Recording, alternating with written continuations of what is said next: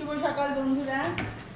সকাল সকাল breakfast ready হয়ে গেছে, কারণ সকালে অনেকটা কাজ থাকে, কাজের পর সব গুছিয়ে তারপরে ব্রেকফাস্ট করতে মানে ব্রেকফাস্ট রেডি করি। তো একটুখানি কি করেছো আজকে ব্রেকফাস্টে?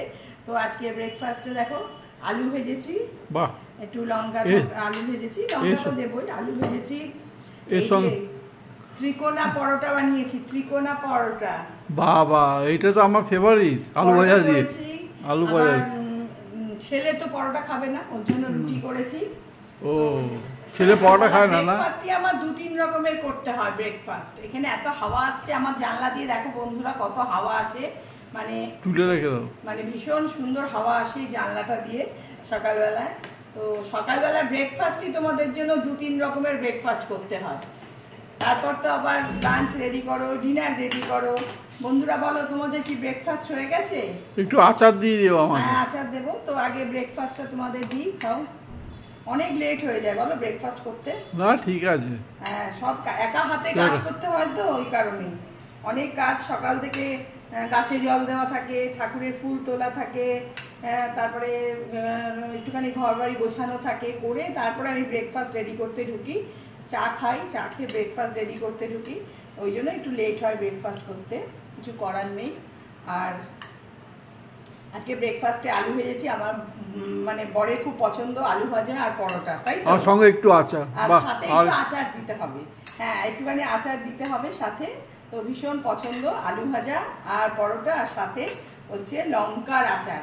লঙ্কার আচারটা আমার কেনা, যদিও আমি লঙ্কার আচারটা করিনি, এটা মেলা থেকে কিনে নিয়ে এসেছিলাম আচারটা। তো লঙ্কার আচার আছে। তোমাদের কি ব্রেকফাস্ট হয়ে গেছে বলো বন্ধুরা? যদিও ব্রেকফাস্টটা না খুব মানে কি 9টার মধ্যে করা উচিত জানি, কিন্তু 9টার মধ্যে আর আমি করে উঠতে পারি না, একটু লেট হয়ে যায় আমার ব্রেকফাস্টটা রেডি করতে।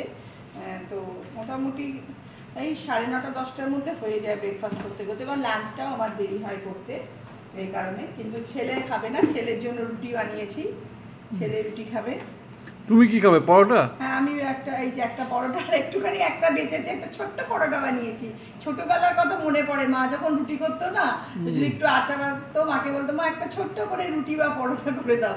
তো ছোট্ট এটা আমরাও খেয়েছি, ছোট ছোট পরোটা। আমিও একটা ছোট্ট করে করেছি পরোটা আমার জন্য, দেখো লুচির মতন পরোটা। যাই হোক, আমার এটা ব্রেকফাস্ট, আমিও এটা খেয়ে নেবো ওদের সাথে একসাথে। তো চলো বন্ধুরা, আমাকে একটা লঙ্কা দিও। হ্যাঁ, তো লঙ্কা দিয়েছি, এই তো মানে আলু ভাজার সাথে। হ্যাঁ, আলু ভাজার সাথে কিন্তু কাঁচা লঙ্কাটা ভীষণ ভালো লাগে খেতে, তাই না? হ্যাঁ, আলু ভাজার সাথে কাঁচা লঙ্কাটা খুবই ভালো লাগে খেতে। তো মোটামুটি আমাদের ব্রেকফাস্ট হয়ে গেছে। তোমরা কি ব্রেকফাস্ট করলে একটু বলো বন্ধুরা। আমি তো এটাই করেছি আজকে, আলু ভাজা। আজকে আবার লাঞ্চ রেডি করতে হবে, শাক ঠাক সব কিছু বাজার করে নিয়ে এসছে, এখনো কাটাকুটি হয়নি, একাই কাটবো একাই করবো রান্না।